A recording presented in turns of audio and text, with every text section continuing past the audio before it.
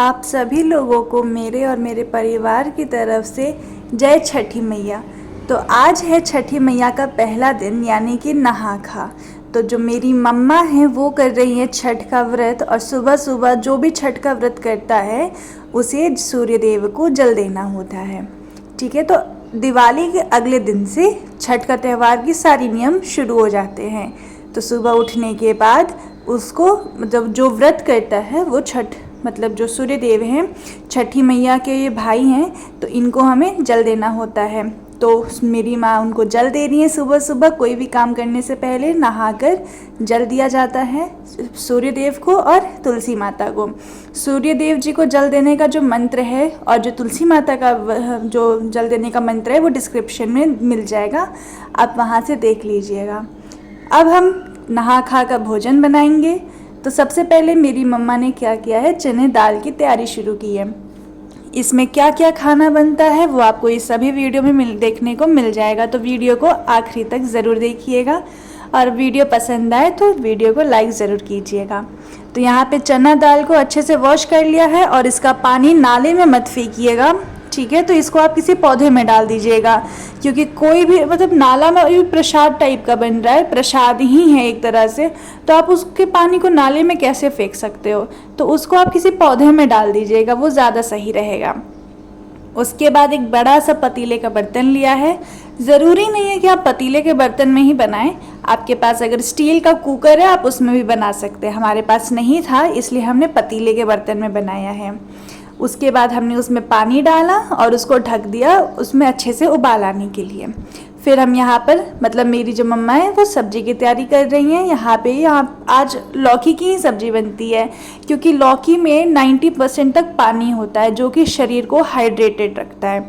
और हाइड्रेट रहना क्यों ज़रूरी है, क्योंकि जो व्रती होती है, जो व्रत करती हैं, उन्हें 36 घंटों का व्रत होता है खरना के बाद से, इसलिए उनको ऐसा भोजन खाना है जिसमें उनको पानी ज़्यादा मिले। तो यहाँ पे चने दाल में हमने रॉक सॉल्ट डाला है, और उसके बाद मतलब जो सेंधा नमक होता है, फिर हल्दी पाउडर डाला है, और उसको वापस से लो फ्लेम पे ढकने के लिए छोड़ दिया, ढककर छोड़ दिया पकने के लिए। 2 लौकी की सब्ज़ी बनने वाली है, तो इसको अच्छे से वॉश कर लिया है छीलने के बाद, और मेरी मम्मा इसको छोटे छोटे टुकड़ों में इसको कट कर रही हैं। लौकी की सब्ज़ी बनेगी, और उसके साथ में क्या क्या बनेगा वो तो आपको देखने को मिलेगा ही वीडियो में। सारी लौकी कट चुकी हैं। अब यहाँ पर जो चावल है, इस चावल को पिट्ठा बनता है, जब खड़ना होता है तो उस दिन पिट्ठा बनता है। तो इस चावल को अच्छे से चुना जाता है ताकि इसमें कोई भी कंकड़ ना रहे। अब दूसरे साइड में लौकी की सब्ज़ी बनेगी। तो यहाँ पे हम लोग यूज़ कर रहे हैं लोहे की कढ़ाई। हमारे पास 2 लोहे की कढ़ाई है। ज़रूरी आप वही में सेम चीज़ ज़रूरी नहीं है कि आप लोहे की ही कढ़ाई यूज़ करें। तो यहाँ पर लोहे की कढ़ाई ली, उसमें डाला है सरसों का तेल। सब कुछ यहाँ पे आपको नया ही यूज़ करना है, कोई भी पहले से यूज़ किया हुआ आइटम इसमें नहीं डालना है। यहीं पर हमारा दाल जो है वो पक चुका है, और इसके बगल में हमने डाल दिया है तेल में जीरा और हरी मिर्च और कटे हुए लौकी की सब्जी। अब इसको हम सब्जी बनाएंगे, और ये जो दाल है वो पक चुका है, तो इसको अब हमें मथना होता है। मथने का मतलब कि उसको कंटिन्यूअसली ऐसे चलाते रहोगे तो वो अच्छे से घोटा जाता है। बिहार में बोलते हैं कि इसको घोटना है, तो उसको घोटेंगे। तब तक यहाँ पे हम लौकी में डाल रहे हैं रॉक सॉल्ट, स्वाद अनुसार नमक, साथ में हल्दी पाउडर। जितना सादा आप खा सकते हो उतना खाओ, जितना चटपटा आप खा सकते हो आप उतना खाओ, वो आपके ऊपर है। आपके यहाँ भोजन में क्या क्या बनता है ये कमेंट में बताना मत भूलना। अब इसको हम अच्छे से मिक्स कर लेंगे ताकि सारी लौकी, नमक और हल्दी पाउडर एक दूसरे के साथ मिक्स हो जाए। अब लो फ्लेम पे इसको ढककर पकने के लिए छोड़ेंगे ताकि लौकी में से पानी अलग हो जाए।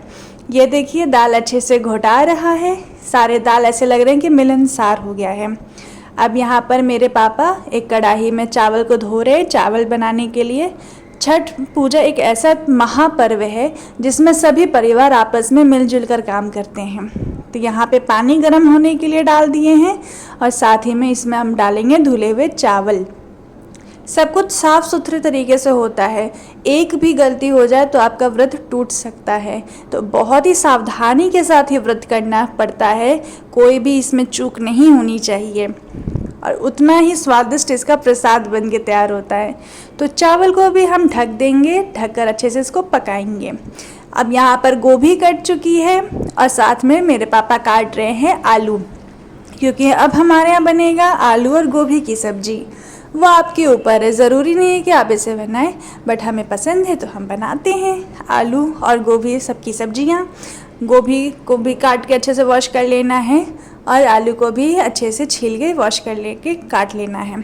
यहाँ पे मेरे पापा माड़ पसा रहे। हमारे यहाँ माड़ पसा के चावल बनता है, इससे चावल का जो स्टार्च होता है वो निकल जाता है। और ये चावल जो है अरवा चावल बनता है हमारे यहाँ, जो हम लोग डेली यूज़ में खाते हैं वो वाला चावल नहीं है, अरवा चावल है। अब यहाँ पर हम लगाएंगे तड़का दाल में। उसके लिए मैंने लिया है सरसों का तेल और जीरा। अब दाल में तड़का लग गया और हमारी दाल बनके तैयार है। इतनी स्वादिष्ट ये दाल बनी है, आप अगर एक बार खा लोगे ना तो आप वेट करोगे कि जल्दी से छठ पूजा आ जाए, ताकि आपको दोबारा ये दाल खाने को मिले। और यहीं पे हमारा चावल भी बन चुका है। तो देखिए दाल चावल तो तैयार हो गई, लौकी की सब्ज़ी भी तैयार हो गई। अब हमको क्या करना है, यहाँ पर आलू गोभी की सब्ज़ी बनानी है।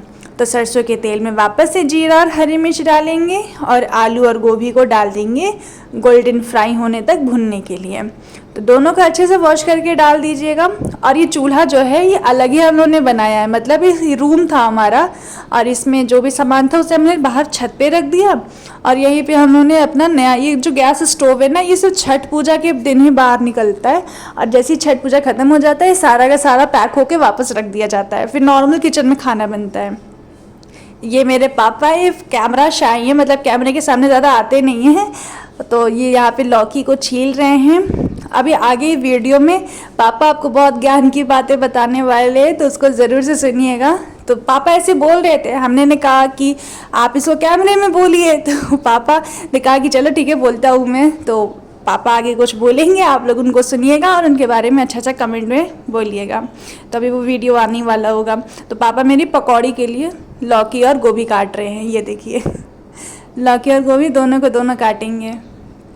तो बाद में हम ये बोलेंगे, अभी थोड़ी देर में बोलेंगे। ये पीछे साउंड बज रहा था ना, बिना गीत भजन के ना काम करने में मन ही नहीं लगता है। जो खराब गोभी हो उसको हटा देना है। डंडे के ये जो पकौड़ा बनेगा या गोभी के या बढ़िया मस्त जो